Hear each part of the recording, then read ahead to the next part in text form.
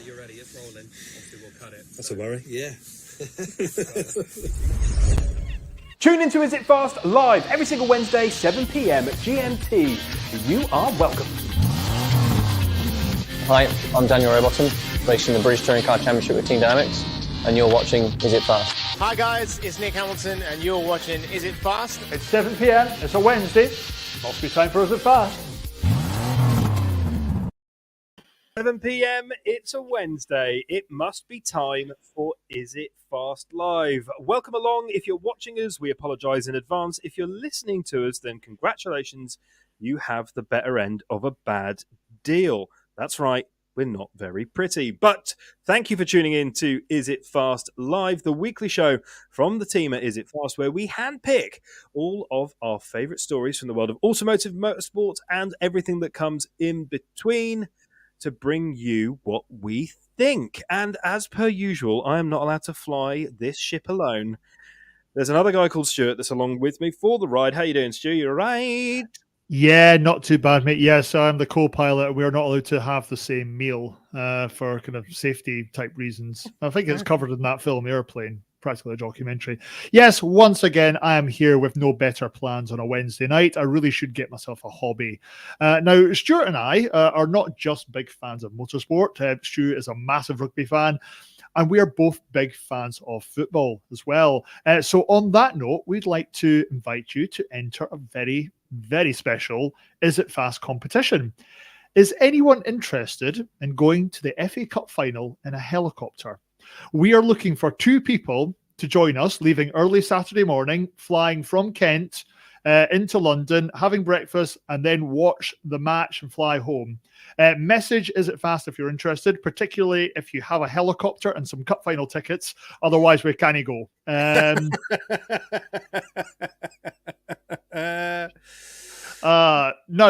when I say, does that make sense? It's not because I don't think you're smart. It's because I think I'm incoherent. And on that note, welcome to Is It Fast?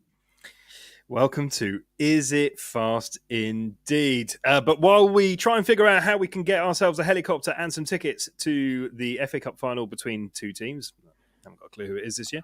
I want to say it's Chelsea and Liverpool. I think you're probably right. El Clasico, I don't know. We have chuck out some football related words. Yeah, just chuck it out. I don't know. Tell us in the comments who actually don't. We all know that El Clasico is Liverpool Chelsea, so there's no point even trying to correct me. Welcome to Is It Fast Live. There's been an awful lot going on in the world of 2 wheels, 4 wheels, and no wheels over the last 7 days, and we start with a tiny bit of news from the world of Jaguar Land Rover. So Jaguar Land Rover, if you aren't aware, Jaguar Land Rover are the company that own Land Rover. Land Rover have announced this week that they have a date to announce their brand new Range Rover Sport. So they've dropped some interesting teaser images of a little bit of headlights, which is so tantalizing. They've given us a lassie wearing a helmet, and they've also given us basically the new Range Rover Sport covered in what looks like moon dust. So not very helpful. We can imagine what it's going to look like based on the fact that we've recently had the new Range Rover Big Daddy come out, so we can imagine it's going to take some styling cues, and our friends over at Autocar have kindly been rendering what they think the new Range Rover might look like. So the date for your diaries, as I ramble on and keep you hooked like some sort of clickbait, the 10th of May. The 10th of May. Scribble it down, jot it down. It is the 10th of May this year. We are going to be shown the brand new Range Rover Sport, which is pretty interesting. I am a Range Rover Sport fan, as you can imagine, because I'm about as basic as they come. But it's going to be the Mark III. So can you believe we've already had 3 generations of the Range Rover Sport since it first came out way back when? I think it was 2004 or 5, based on the Discovery chassis. So not very sporty at all. But here's a little fact. Would you like a factoid, Stu? Oh, God, I love a factoid. I know, and it's usually you that feed them to me. But every year for the past 5 years, the current model of the Range Rover Sport has outsold the standard Range Rover by more than 40%, and more recently has jostled with the smaller Range Rover, the Evoque, and the Discovery for being the number one JLR best-selling overall model and or product, which I thought was quite interesting. So we don't really know a lot about this particular sport, but we just know that it's going to be stiffened, probably slightly more sporty, and there'll be an SVR version at some point. But the new Range Rover Sport, yeah, really. Yeah, really liked it. The video teaser image, the save the date for the most neurotic bride out there. Is it interesting when looking at it? The kind of the Mark III Range Rover Sport will fundamentally kind of play a role supporting the Jaguar Land Rover, and the firm embarks on its wider kind of reaching rapid fire electrification program. So that's really cool. Notably, in light of the powertrain sharing agreement that it's got with BMW, this kind of tie-up means that the most potent Range Rover Sport SVR will actually swap its supercharged V8 for the BMW developed twin turbo 4.4 litre V8. So better engine. It is a better engine, yeah. So it's probably engine, Range Rover, and obviously this isn't the first time they've tried this as well. We've been seeing this quite a few times for it. Range Rover, Land Rover, whatever we want to call them, sharing a lot of tech with BMW there. A spokesperson from Range Rover did actually call it the reinvented sports SUV. So here it is, folks. Behold the new Chelsea tractor, the sportier sports utility vehicle. Yeah, I like it. I like it. I think it's going to look a lot like this render. So if you're listening to us, it looks like a mini, like the new Range Rover. It looks like a mini version of those. I can imagine the interior is going to be quite similar. It'll be fine. I quite like it. I like them. I think they do a good job. I've always enjoyed them when I've had them on tests. So I must say, I do like the curves on this Range Rover. Yeah, it's kind of fallen for me. I'm a bit of a rabbit in the headlights over this one, though. At first, I'm thinking, oh, yeah, it's another Range Rover. Not to besmirch you, Stu. I know you're a big fan of them. But the lines on this are enough of a change to work it for me. The front kind of looks a little bit like Gort, the fictional humanoid robot from 1951's The Day the Earth Stood Still. But if you see the back of the car, it actually looks a little bit like a clown's mouth that you'd get at the Crazy Golf. Obviously, we don't know anything regarding kind of the interior or the pricing for it yet, but hopefully there just won't be this ridiculous price increase with the new generation. We've seen so many of the Range Rovers launched and the base price has kind of risen. It's really not going to shock me if this kind of hits the 100,000 mark. I think, it's a bit of a shame. I think you're right. I think when the new SVR comes out, that'll be 120 plus because they're already around that mark. I think the entry-level Range Rover at the moment is in the 70 bracket, maybe 65, 70 bracket. But then once you actually option it, you end up for Bogo kind of just go for a Range Rover 3-litre HSE with a bit of heated seat. That's all you need. It's all you need. But whatever. What do I know? But the new Range Rover Sport is going to be with us on the 10th of May. So make sure you jot that down in your diaries and tell us, are you excited about the new Range Rover Sport, as other Stu correctly says there, the model that is probably going to keep the whole JLR brand alive along with its other brothers and sisters, because let's be honest, the J in the JLR, Jaguar, is not doing so good. So let's see how that all goes. Would you buy one? Have you got one at the moment? Are you considering moving it? I feel I'm getting more and more Jeremy Vine the more I do this. And I don't know why I know that, but it's kind of, I feel I'm saying things a bit more Radio 2. I think maybe because I've had some sleep. But why have I not been having a lot of sleep? Let's find out in this next segment. Actually, no, because I'm about to put a young, hold on. Coming up next. Is it fast? Do it again. No. Dexter Patterson there, the one of the latest additions to the British Touring Car Championship. Make sure you do stay tuned because, as per usual, we have the hottest guests, the hottest interviews, and the hottest chats with the best of British and world motorsport. But this weekend, if you are a fan of touring cars, it's been hard to miss the fact that the British Touring Car Championship made its return on Saturday and Sunday. 2 rounds of free practice, a qualifying round, and 3 races on Sunday. It was and is the beginning of the hybrid era. So a lot, very interesting, very controversial. We are very lucky at Is It Fast to have a lot to do with the British Touring Car paddock. And the hybrid system is not without its critics. So very quickly, if you don't know what the key change in the British Touring Car Championship's cars are, and what we're talking about when we're talking about hybrid, very, very quickly. Hybrid, it's an electric battery, bruv. It has gone into the passenger seat and has replaced success ballast. So last year, the better you did, the more weight your car carried in the form of lead plating in your passenger seat, essentially. That is now gone, and it is replaced with an 80-kilogram battery unit, which all the cars have to carry, designed, delivered, and maintained by Cosworth. And you get 15 seconds of boost that you can use as you drive around. The amount of boost that you get is then reduced dependent on how successful you have been and the higher up the grid you go. Keeping up? Nope, me neither. And I'm not even reading this. This is all in my brain. Well done, me. But essentially what it does mean is there is obviously a huge mechanical change and a huge change to the motor vehicles in that championship. And it was not without... It's been tricky for all the engineers and everybody involved to get it going. But they did it. They got there. And they started qualifying at the weekend. Well, they started it all right, considering one of the cars went up in flames. Now, I was in the paddock, and I'm making light of this because Dan Camish got out of the car and he was fine. The car was repaired overnight and then went out and managed to race on Sunday, which is just absolutely mad.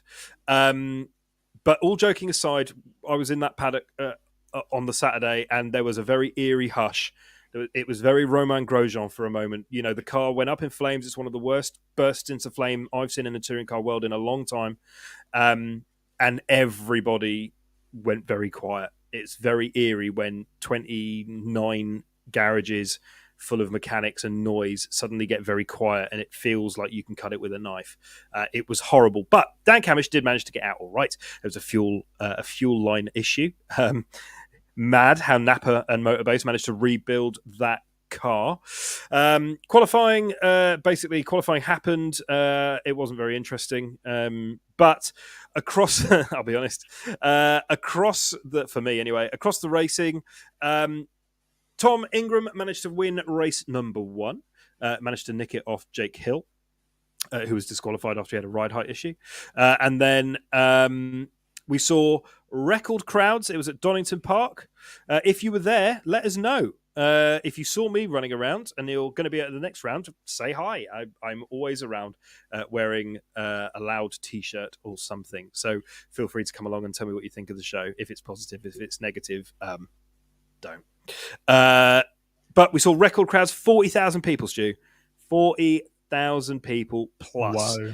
Yeah, it's the first British Touring Car Championship round since 2019 where we have seen zero impact of COVID in the UK in terms of any kind of restrictions or anything like that. So there was lots and lots of people back, and it was great to see the fans. Fans do have a huge part to play in this championship.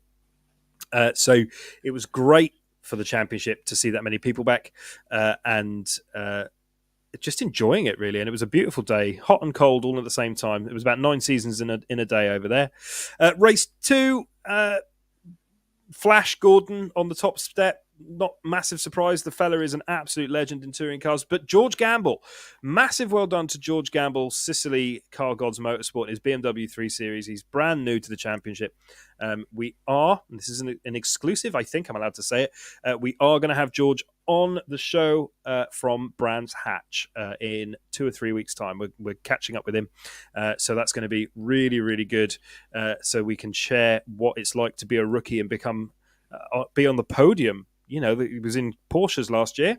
Obviously decided to stick or twist. He took the gamble and he went up to BTCC. Thank you kindly, and ended up on the podium, which is amazing. Really looking forward to catching up with George in a few weeks' time. And then the final race of the weekend. Tell us what you thought about it. But we saw Jake Hill moved over last year from Ford Focus into a 3 Series with Rocket Racing and WSR. Top step of the podium. Rightly so. He was a quick all day. Ash Sutton up there as well, as per usual. And then Josh Cook there doing quite well in the Civic. And a massive shout out to Bobby Thompson. We were with Bobby Thompson last weekend. Jack Sears winner on his return to the championship in the Team Hard Cupra with Journey Heroes and Autobright, I think the official name of that team is. But anyway, very, very, very, very well done. It was quite the weekend in British touring cars, up and down the pack, but it's back. It's back, and it's the biggest fanfare in British motorsport for sure. Yeah, for me, it was just really another quiet weekend for the BTCC. These guys really need to work on making it a bit more exciting, if I'm honest.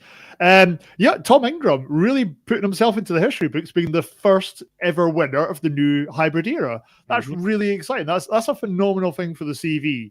For me, dramatic racing all weekend. Ingram in the first, kind of starting in fourth, behind the BMWs of Jake Hill and Colin Turkington, and Ash and his Ford Focus as well. Brilliant race to watch. Flash Gordon, what can you say? What a show-off he is. I'm sorry, grabbing 2 honours in the first weekend, chasing down that man again. Tom Ingram, brilliant winning, great racing there. And you know what? A great lesson to the young fans as well, and the would-be drivers. Skill, patience is key, but get your foot down and have at it. That's what we were seeing. And this is what the crowd have really missed. And this kind of spurs on the drivers as well. And even Jake Hill grabbing his first win of the season the first weekend. I'm a massive fan of the reverse grid pole as well.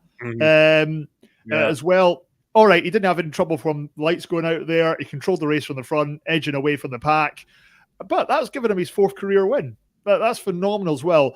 Brilliant to see the winners getting spread about the field for the first one. And we have to remember, these drivers are still learning their new cars, and they're learning their opponents' cars as well. But I think the biggest thrill for some fans over the weekend, they got to meet Stuart from Is It Fast? They did. I saw quite a lot of selfies involving yourself, man, and some of the fans out there, even a couple of autograph hunters. Well, what they were actually doing is trying to get you to sign joint loan applications, but the joke's on them. That's never going to pass the credit check. You know what? BTCC, amazing to be back. Fantastic action already. Where are they going next year? They are going to our home track of Is It Fast, our home track of Brands Hatch. So we're going to be there, or I'm going to be there. Didn't buy 2 tickets. So sorry, mate. Still barred. Yeah, still barred, mate. We can't talk about it for legal reasons. Yep. The circus goes to Brands Hatch. Very different circuit. It's Brands Hatch Indy this time round, so that'll be quite the interesting one. Cars performing very differently there, and it's anybody's. You know, the as you say, it's still very much hotting up, and there's an awful lot an awful lot still to play out. There's 9 weekends still to go, 27 races still to be had, and an awful lot still to find out. And just a quick point on everyone that did come over and said hello. And yes, it was weird, but selfies and stuff. I massively appreciate it. Thank you very much for being so kind and saying hello. If you do see me at Brands Hatch, I'm going to be working, so stop. Don't stop me. Don't talk to me. It's gonna. Nah, I'm only joking. Don't make eye contact. Don't make eye contact. A bowl full of blue M&Ms. That's what he's after. yeah. If you do see me and you want to talk and you want to say hello and you watch the show or whatever, honestly, it was amazing meeting so many of you at the weekend. It was very, very humbling, very odd. I didn't realize how many people watch this show. When his head couldn't get any bigger. I know. Thanks very much, folks. I appreciate this. Yeah, but thank you so much. You guys are the best. British touring car fans are the best. And yeah, if you see me and I'd love to say hello and talk about racing with you, unless I am, of course, running around. In which case, don't stop me, because I'm going to be. I'm busy, man. But it's all good. But the British Touring Car Championship is back. Tell us, did you watch it? Were you there? What did you think? Who is going to win the championship? Is it finally going to be Tom Ingram's year? Maybe Josh Cook will end up taking the overall victory by the end of the season. Will Colin Turkinson wrestle it back for his next championship? Is Jason Plato going to hit that 100 wins? Or anything else? Just share your thoughts. Absolutely love to hear it. It's so, so, so good to have the championship back and to have fans back in big, big numbers as well. It really is absolutely fantastic. Hi, I'm Daniel Rowbottom, racing the British Touring Car Championship with Team Dynamics, and you're watching Is It Fast? Dan Robo there, who did not have the best weekend, but didn't have the worst one either. Remember, mate, there's a lot more to go.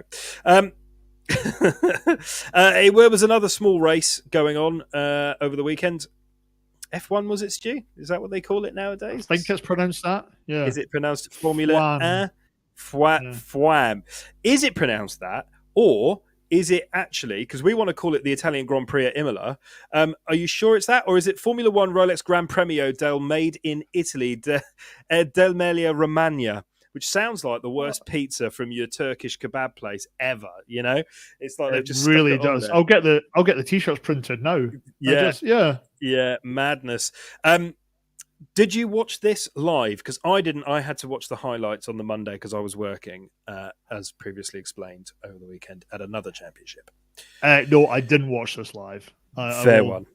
I'll be honest. I didn't either. And do you know what? I don't think we missed much, if I'm honest. I think this was one of those weird ones where it was like, okay, apparently Leclerc was running in second, essentially, and then, or third, would have got second, biffed it, and then it ended up Verstappen was way out in front the whole way. Verstappen won. We had sprint racing on the Saturday. I missed all that. Sir Lewis Hamilton had an awful time, down in 14th. George did okay. It was a Red Bull 1-2 for the first time in a long time, right? Like since 2012 or something. Lando finished third. Well done. And it rained a bit, and okay, great. Like, didn't seem like there was a lot going on, right?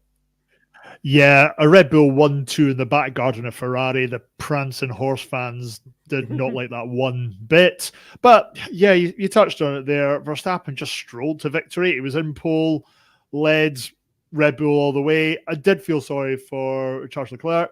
Made a bit of a poor start, but despite running behind, he was doing really, really well. And then I don't know if the drive, the determination got the better of him, spun out near the end, managed to keep it going, did extremely well with that, especially with the under tire conditions, but only got to 6. You heard him on the radio apologising to his teammates for that. But he's still 27 points out in front of Verstappen as well. And I think the best bit of the race for me was Verstappen insisting that lapping rival Lewis Hamilton at the Grand Prix was nothing. It was not anything exciting. Yeah, that's good. Not excited whatsoever. Very diplomatic from him. I've got to give him that. But he's finished a whole lap ahead of the guy who literally ran him to the last 2 corners last year for the championship. That's got to be a phenomenal kind of ego boost for you there. Yeah. And talking of Hamilton, have you seen this? Nico Rosberg has come out and suggested that Hamilton should be blaming himself before his car due to George Russell continuing to kind of do quite well. George Russell coming in 4th. Now, Hamilton has had a really, really torrid start to the season, but we've also got a 1-time world champion criticizing a 7-time world champion. Yeah, that's a bit of a funny one. Yeah, a little bit. Shut up, Nico. I'm sure you're lovely, but shut up, mate. Yeah, did you hear Wolf apologising to Hamilton over the radio as well? No, mate, I didn't. We are very sorry. We were working on this, and Hamilton, clearly knowing he was being recorded, was like, yeah, it's fine. It's like following it with your mum. and Yeah. apologise. Your mum going, it's fine. It's really not fine. It's really not fine. Yeah, I can assure you. it's a topsy-turvy one. I think it's just one of those weird races. I don't know whether people got excited about it, and I just didn't because I couldn't watch it. And then watching the highlights on the Monday morning was not the same. I did manage, however, to not see the results until the Monday morning. So that was well done. Yes, thank you. But we are heading off after this. We're jetting off to Miami. So it is a track that no one has ever driven before. So absolute form books out the window. We've got no idea who's going to do what. We don't know how. Who's going to have the best performing vehicle. So it's going to be pretty open. It is a street race, isn't it? Yeah, it is. It is. I'm really excited. I was really excited about the Miami. I am really excited about the Miami Grand Prix. I'm really, really excited about it. Is it this weekend coming? No, 2 weekends. Next 2 weekends, right. Yeah. I get confused. That's all right. So before we move on, though, have you seen this as well? Hamilton, not saying he's checking out of F1, but he's actually going to be part of a consortium looking to buy Chelsea Football Club. Yes. Now, I was convinced he was an Arsenal fan, and he actually is. Yes. So that's a bit of a peculiar one. I don't know how I'd feel if I was a Chelsea fan. But tonight, Is It Fast? Again, another exciting reveal about football. We are going to make a joint bid to buy Ayr United and Heart of Midlothian football clubs. If you can call them that. Yeah. So, good luck. Yeah, we're all just buying clubs that we shouldn't, right? That's what I think we're going for. Yeah. And actually, just on that note, there's only one club in Ayrshire, pal. There's only one club in Ayrshire. Super Killy. Back to the big time. Thank you very much. Well done to the entire squad, the entire team, and everybody behind the scenes at Kilmarnock Football Club. You cinched it, mate. Well done. Yeah, we cinched it. I've got the teeth. Yeah. Have you? Anyway, there you go. I'm going to clip that up and put it on LinkedIn, and hopefully someone from Kilmarnock Football Club will send me something. You know what? As a top flight football fan, I've missed Kilmarnock. Yeah, you've got a bloody awful plastic pitch. I knew you were going to say that. Of course I was going to say that. But say aye to a Killie pie. Kilmarnock's a great away day. So yeah, I'm excited to have you back. Welcome back, mate. Thank you, mate. Thank you. Appreciate that. And now some more stuff from Is It Fast? Yay! And very quickly, the electric car world, in fact, the electric car world's been a little bit quiet recently.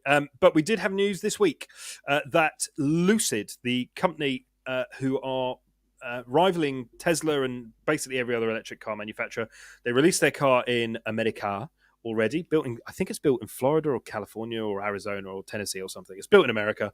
It's designed from the ground up. Jay Leno does a really good review of it on his YouTube channel. Like, seriously, it's well worth watching. And so does Jason Camisa, on Haggerty. Absolutely amazing. I mean, everything they do is amazing, but the review of this was incredible, particularly Jason Camisa. I love you, man. Love everything you do. Be my friend.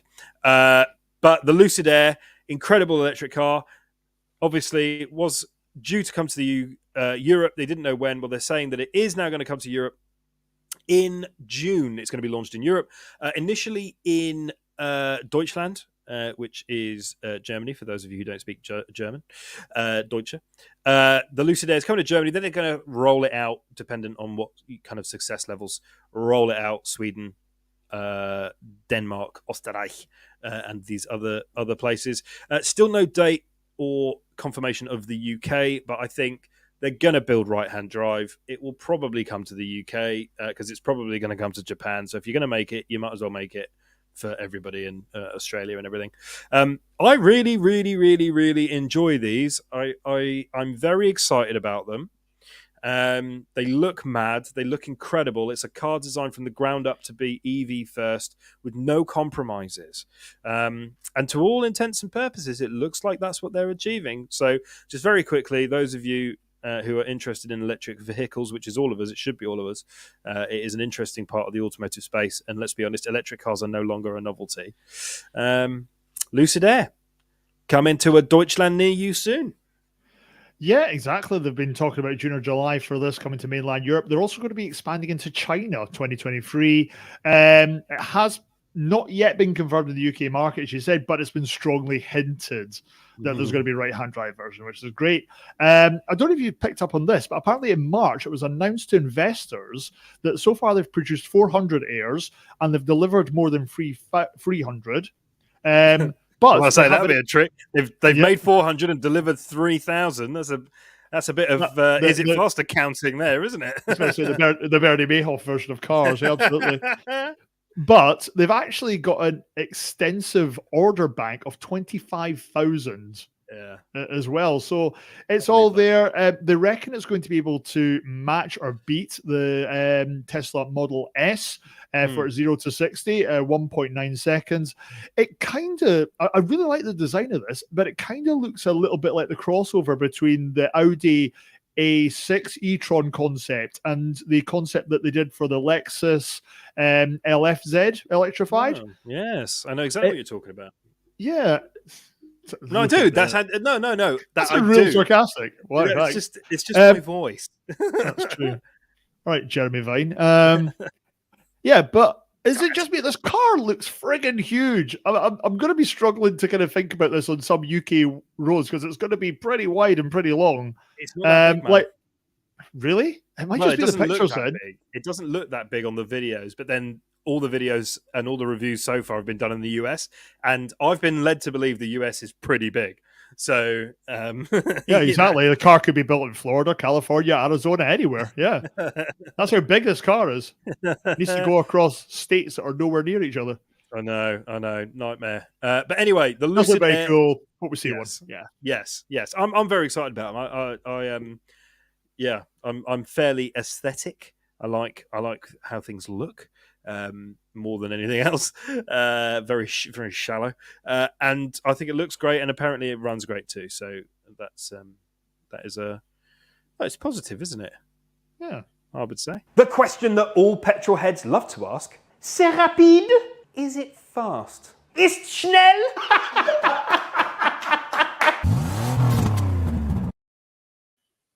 News coming out of the front pages of the papers. Was it today and yesterday as well? I think news from news from our ever-changing government's opinions. Transport Secretary Grant Shapps, because you're going to need a drink to believe this. He is the Minister for Transport, if you didn't know. And like most ministers, he was sacked a while ago for being rubbish. Apparently he's got his job back somewhere. Anyway, there has been a rumour, it's leaked from a cabinet meeting, that they're thinking about dumping the annual MOT checks. They're thinking about scrapping annual MOTs, changing it to biannually, so every 2 years. This is one of the suggestions being made by Her Majesty's government to help the general populace with the rising cost of living. So the proposed change could potentially save motorists up to £55 a year. Now, it is not my. I'm going to try my best not to get soapbox. It is not my place to turn around and say and judge. If you can't afford £55 a year to maintain your vehicle, make sure that your car is roadworthy based on some pretty decent standards. It's part of owning a car. I know that public transport is expensive. I know that not all of us have got great links. In fact, most of us. But it is not. I just don't see how this is a good thing. Industry experts, including the motoring body, the AA, have warned that such a move could lead to higher repair bills for drivers who don't catch problems early enough. MOTs are a vital part of maintaining your vehicle. That is basically what it means, right? Well, yeah, absolutely. I love how this is going to even out the soaring cost of energy bills, council tax, national insurance tax rise. We're actually getting a 30-year high of inflation of 7%. Now, £55 is going to make a great difference from keeping us all from the poverty line of a whole, £4 odd per month. like currently, by law, the MOT is really there to encourage people to get their cars checked out to ensure that these are safe and roadworthy. People are going to forget to do that or just not do it at all. All these cars riding around without MOTs that are no longer roadworthy or safe, that is absolutely petrifying as well. Have you ever seen cars in Greece or driven in Greece? That is absolutely frightening me. And this is what's going to happen. And you know what? I'm also going to feel for all these garages as well that have invested thousands upon thousands of pounds in equipment for MOT testing and software for a wide range of vehicles and makes. These businesses rely on annual testing and repair for vehicles as well. For me, a government subsidized MOT would be a heck of a lot better. But the big kind of thing is that I really just kind of don't want to say it, that instead of making more affordable petrol, we're going to have potentially more dangerous vehicles on the road. Yeah, good call, you blonde-haired muppet. Oh, sorry, I did actually have to tidy that up because I've recently learned that my much younger cousins listen to this podcast. Hi, guys. So, come on, Boris, I know you listen to us. Reduce the VAT or greatly reduce the fuel tax.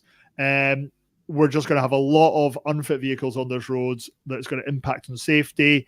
And for me, it's just every policy coming out of this Tory government seems to be designed to reduce the population through death or starvation.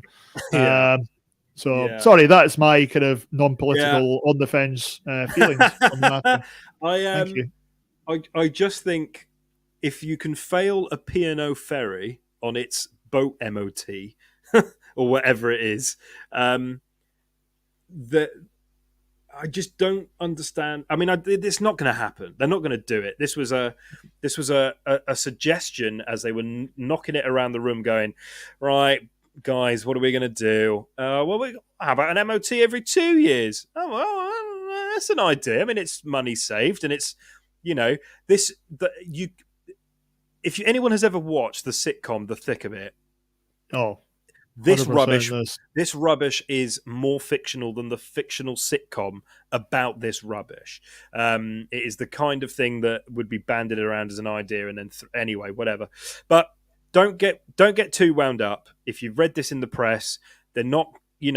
Everybody is against it because it's not about ensuring your car is roadworthy or showing the government that it's about forcing people who wouldn't otherwise check their car to bring it to a garage where someone can go, actually, by the way, your brakes are munched or your tires are gone. And we've seen it. I've seen it so much. I mean, even I don't check. Even me. I'm glad I was sat down to hear that confession. Yeah. We don't check the cars. The cars don't tell. So it's a bit silly. It's not going to happen. It doesn't save enough money. Because like you say, 55... Don't get me wrong, £55 is still a lot of money if you've got not £55. Like, I think 55 quid is... If I lost 55 quid, I would bloody know about it, right? But 55 quid saved in the grand scheme of things over 12 months, which is what? As I said, £4 odd. Yeah. £4.50 a month or something. It's not worth it. It's just not worth it. Like you say, why don't you, I don't know, put a cap back on one's energy bill like the French or the Germans have done? Or how about we, I don't know, lower the rate of tax on our fuel? I know fuel's going up because of, whatever.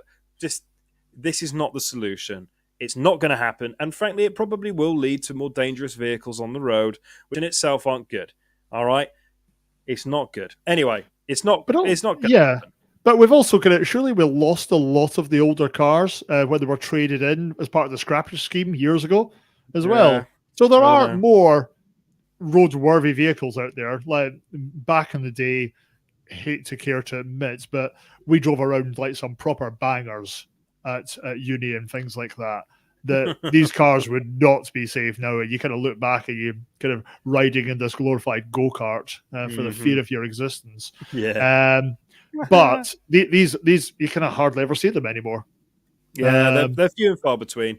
They're few and far between. But there we go. MOTs, Grant Shapps, the Minister for Transport, basically threw out this idea in a brainstorming session, and it's probably not going to happen. But tell us what you think. Should MOTs be scrapped as a yearly thing and go to biannually? Twice a year. Every 2 years. I'll get there in the end. Every 2 years. Or do you think MOTs should be, let's just stick it right out there, or should MOTs be scrapped entirely? Ooh, let's get controversial. The answer is no, they shouldn't. But because let's be honest, people are stupid. And I include myself in that, absolutely, entirely. But do tell us what you think. How do you feel about the fact that there is a potential that MOTs could be scrapped? You're tuned in to Is It Fast? And we're live, which is why it's so bad. That's right. We are tuned in live. Now, there's been a lot of motorsport. The motorsport season has started again. And we are very, very, very blessed to be able to have and bring you our lovely, beautiful, gorgeous audience, whether you're watching, whether you're listening, a variety of interviews behind the scenes and just interesting programming from drivers up and down the grid. And because a majority of driving and racing has come back, we thought, let's just check in and see how our drivers are doing. Drivers that have been on the show. And it turns out that over the last kind of 3 or 4 months, the Is It Fast motorsport guests, so guests that have come on that are in the motorsport profession, have been banging the results away. So this weekend saw the return of the Porsche Carrera Cup GB with the brand new 992s. We've had Josh Stanton on the phone. There he is, looking happy. If you're watching, you can see Josh happy on there. We've had Josh Stanton on the show a couple of times. We had him at the start of his Porsche Carrera GB career last year, and we had him on as he was revealing his new car this year. He had 2 wins at the weekend. He had 2 wins in his class. Absolutely belting result. Moving up the overall classes as well. Absolutely huge result for Josh Stanton. So a massive, massive well done to Josh. He will be on the show again before the end of the year. I am sure of it. And he did ask me for a selfie when I was there at the weekend. And I said, no, mate, sorry. Can't, too busy. Only joking, he didn't ask me. But absolutely lovely to see him doing so well. And then across the touring car grid, I'm going to take this as a win for those people that have been on Is It Fast. We went and saw Creasy on the beach last year. He wasn't driving in the Porsche Carrera Cup internationally anymore, and he was going to come back to a racing grid. Well, he came on Is It Fast, and now he's got to drive. And this weekend saw him racing in the PMR Astra. And we're going to take full credit for that. Full credit for that, Michael Crease. But he did really, really well. Lots of points in the bag. Huge performance. Well done, Creasy. It was good to see it the weekend, mate. So another win. If you're on Is It Fast, you're going to do well. This is what we're talking about. Bradley Gravitt. So Bradley Gravitt has been on the show, what? 3-4 times now. He's 3 times. Yeah. He's even co-hosted the Is It Fast live show that we're doing right now, and to great aplomb. He's always popular on the show. He had the race of his life at the weekend. He put in 2 stellar performances. He had a stellar performance in qualifying. There's still a lot more for that Liqui Moly Mini to give. We have very exciting news coming up with that Mini and Brad, which I'm not going to talk about. I know. Just stay tuned. Aww. Stay tuned. We can't, mate. It's under embargo.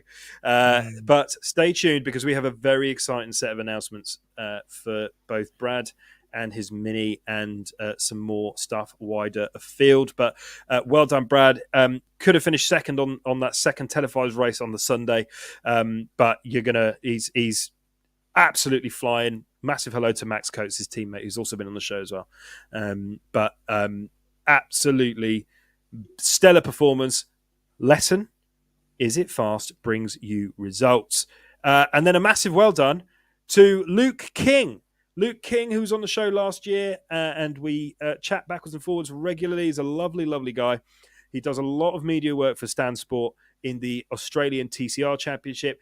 He managed to get himself a drive, fully deserved, as he is headed back and completed the first few rounds at the weekend, a couple of weekends ago at Mount Panorama. He was at the mountain at Bathurst in his brand new Hyundai i30N TCR racing car, and he had a blinder. He'd never raced the car before, never driven a Hyundai before, and then he ended up climbing up into some rather lofty positions. And when it all heads to Sydney, Luke, mate, I fully expect to see you in the top 10, if not the top 5. You know you've got it in you. You're a podium city. You're a race winner, mate. You've got this. But again, is it fast?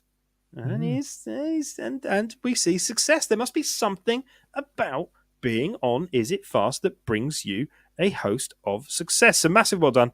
And then, of course, we had Bobby Thompson on the show a couple of weeks ago.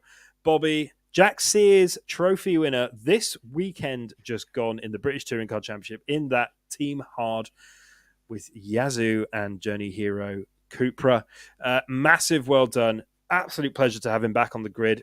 He was on Is It Fast? We were working with him. And now he's winning. Let's talk about Jack Goff. Bless him. Miss you in the championship, mate. Hope to see you back soon. Love you lots, mate. So yeah, maybe it doesn't always work. But moral of the story, Stu, is that if you're on Is It Fast, mate, you're gonna get yourself a result, and that's the point. The point is, Is It Fast helps you win.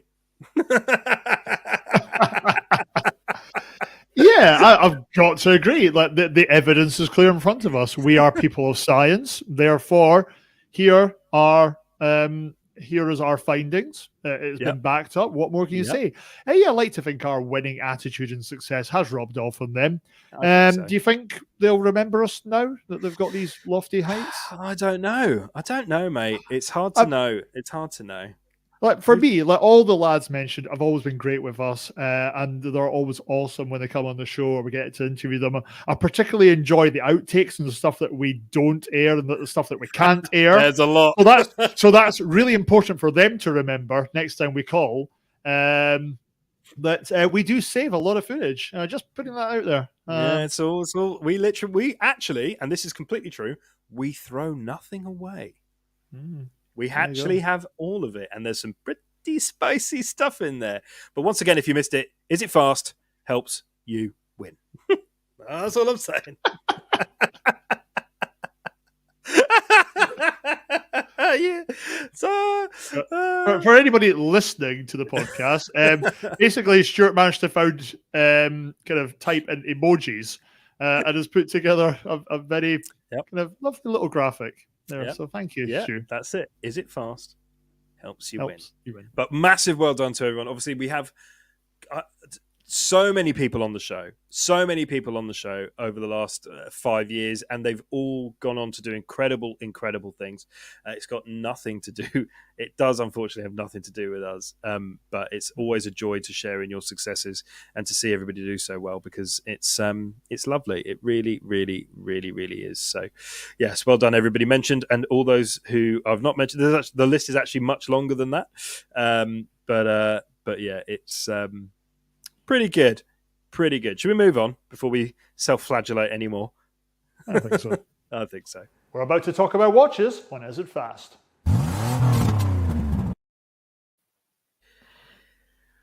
Welcome to TikTok, the show where myself and my colleague Stu, both fans of watches, will go through the internet and sometimes even our own watch collections to bring you the latest news, or essentially bring you news on a watch that has been talked about or released that we quite enjoy.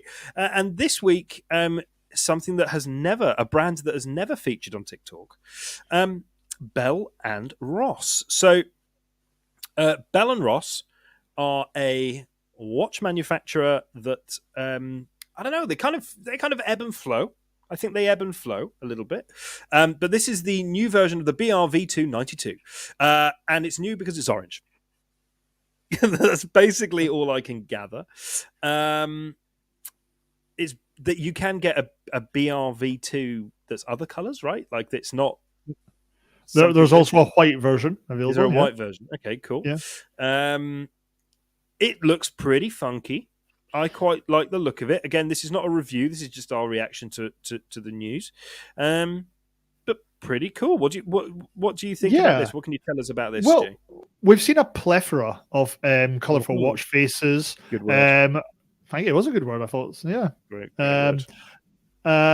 So we've seen a lot. Basically, that's what it means, Stu, just in case you're confused, of colourful watch faces across a wide range of brands and designers kind of this past year. And now Bell & Ross have kind of joined us. We have this kind of neo-vintage stainless steel size and style for it. So the watch kind of really does live up to its name. It does have the bright orange dial, a rough diameter of 41 millimeters. It displays hours, minutes, seconds with the central hands and the date in the aperture as well. And as everybody knows, I'm a real sucker for a glass back as well. Limited to 500 pieces.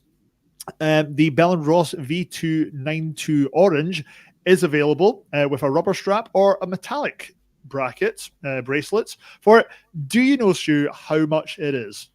I do, but for our listeners and viewers, please share the news. For the metallic bracelet for it, it is $3,800. That is dollars as in UNS, not doll hairs. But if you want to save yourself some money, you can get the rubber strap, which is currently on our screen, in a kind of a check type, chrome type pattern, isn't it? For there, so you can save yourself $300 at $3,500. I'm sorry, how much? Yeah. Okay. Do you think they kind of make you turn your head and cough before they relieve you of your wallet and your sanity for this one? Okay, the color isn't for me. The white face version is a little bit nicer, but it's still a little bit plain. It doesn't help the font jump out for the numbers, which I really, really like.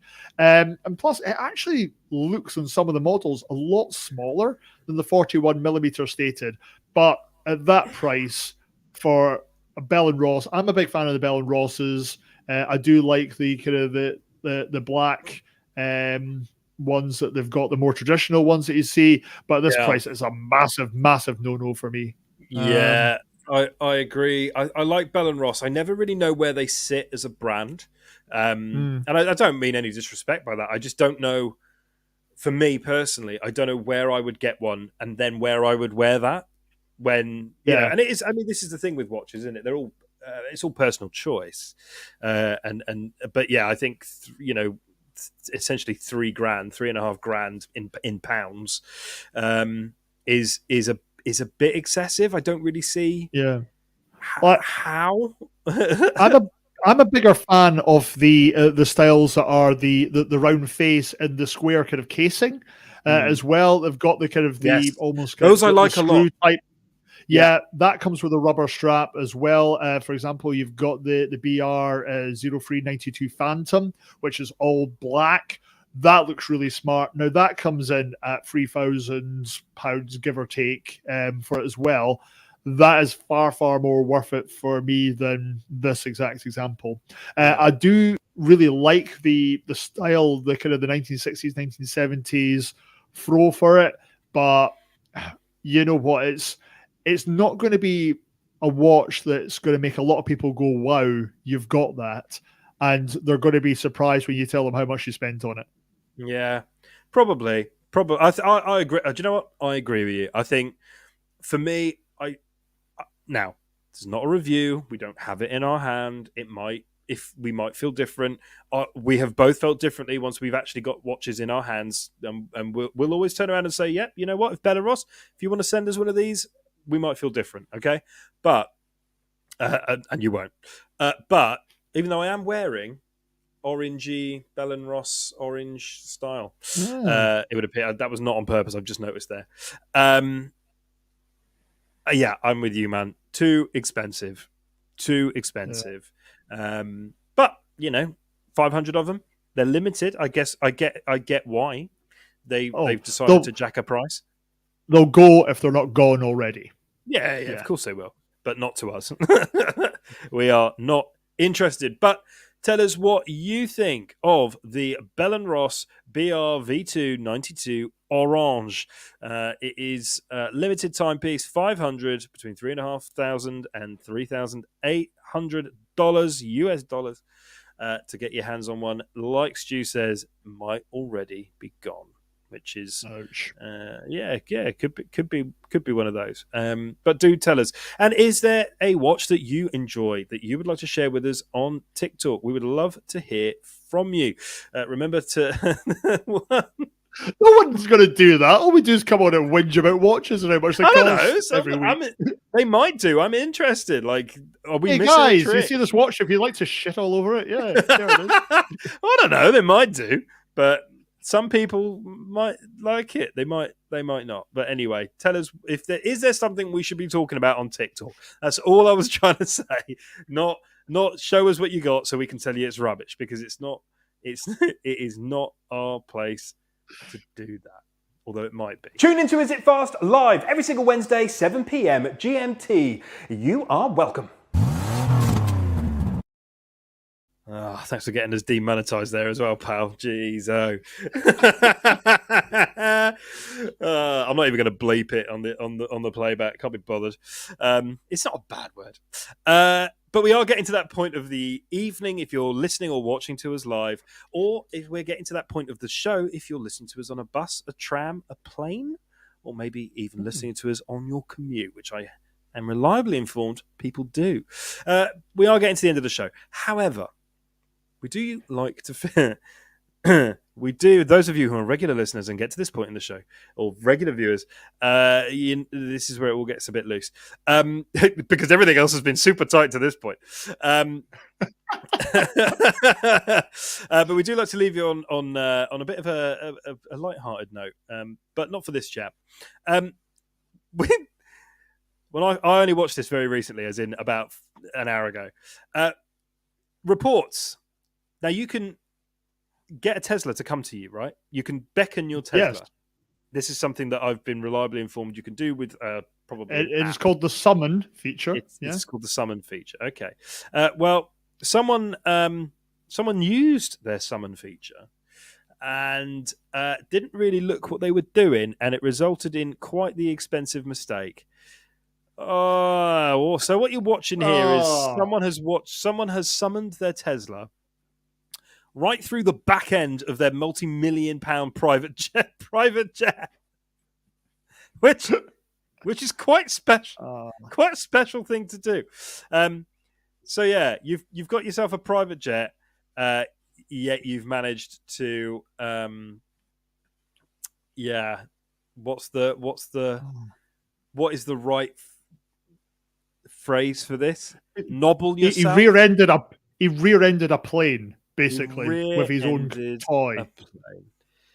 The video shows an electric car supposedly summoned over by this feature that is available in Tesla, slowly moving towards this jet, which is a Cirrus Vision model private jet.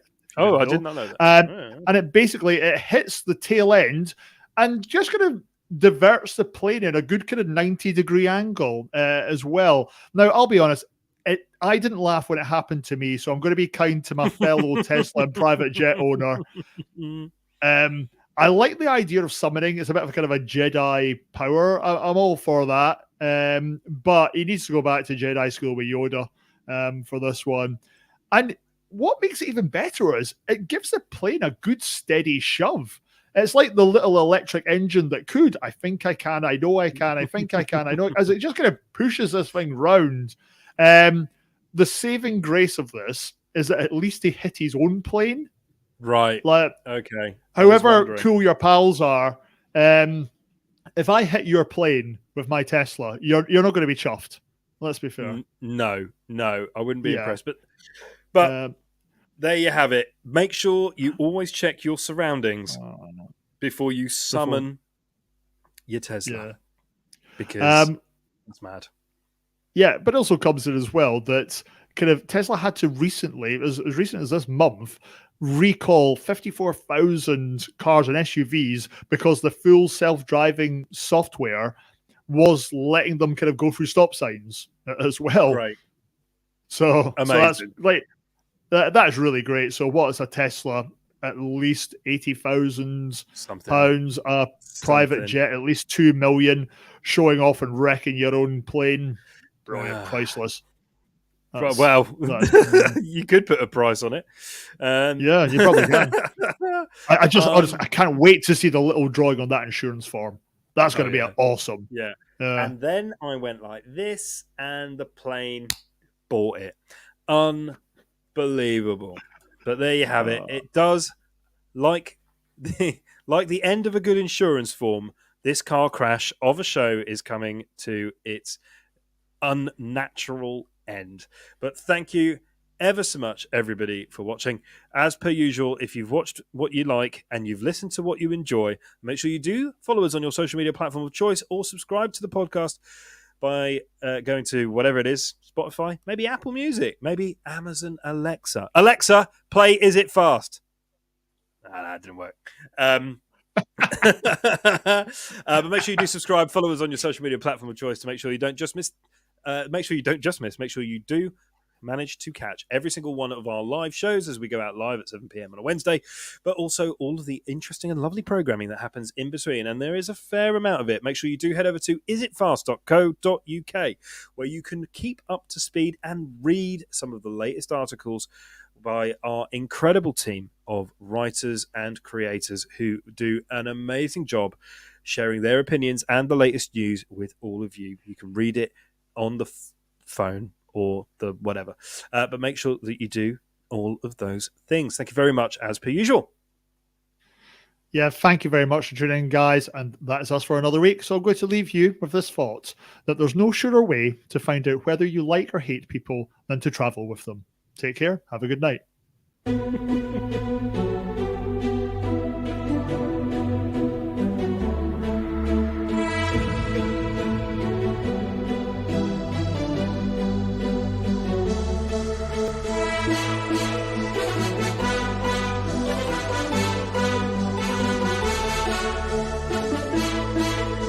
I am here in Dubai for the 2021 XCAT World Championship.